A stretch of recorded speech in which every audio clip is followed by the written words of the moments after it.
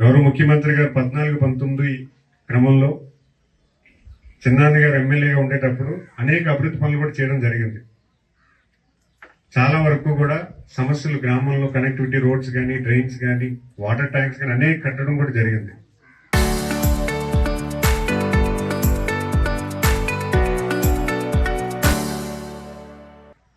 అయితే ఒక 5 సంవత్సరాలు అలాగ స్తబ్దతగా ఉండిపోయింది.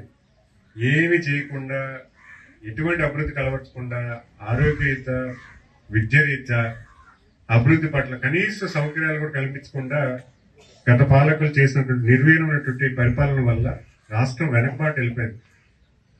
రాష్ట్ర అభివృద్ధి ఎప్పుడు జరుగుతుంది? రాష్ట్ర ప్రజానికం అభివృద్ధి చెందితేనే రాష్ట్రం అభివృద్ధి చెందుతుంది. ప్రతి కుటుంబంలో కూడా ఎంతో కొంత అభివృద్ధి జరగాలి.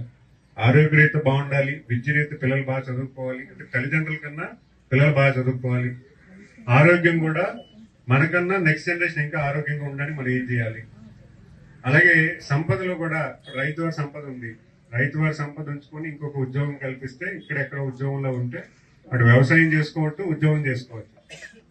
ఇవన్నీ కూడా గత పాలనకి కనిపించలేదు. వాళ్ళకి ఎంతసేపు కూడా ఏదో డబ్బులు ఇస్తే మేము ఓటేస్తారని ఆలోచన ఉంది. అయితే ఒక విషయం నేను మీ అందరూ కూడా మనవి చేసుకోవాలి చేస్తుంది.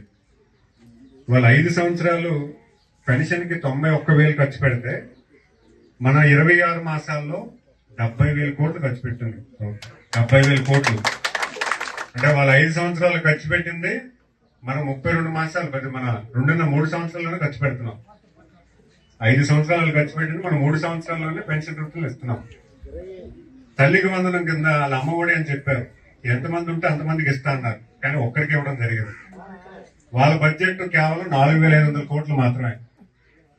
ఈరోజు రాష్ట్రంలో ఎంతమంది పిల్లలు ఉంటే అంతమంది పిల్లలకి ఇవ్వడం 10,000 కోట్లు ఈరోజు రాష్ట్రంలో తల్లికి ఇవ్వడం జరుగుతుంది. 10,000 కోట్లు.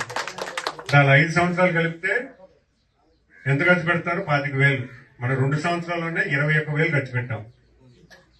అంటే వాళ్ళకన్నా డబల్, వాళ్ళకన్నా ఎక్కువ ఇస్తున్నాం.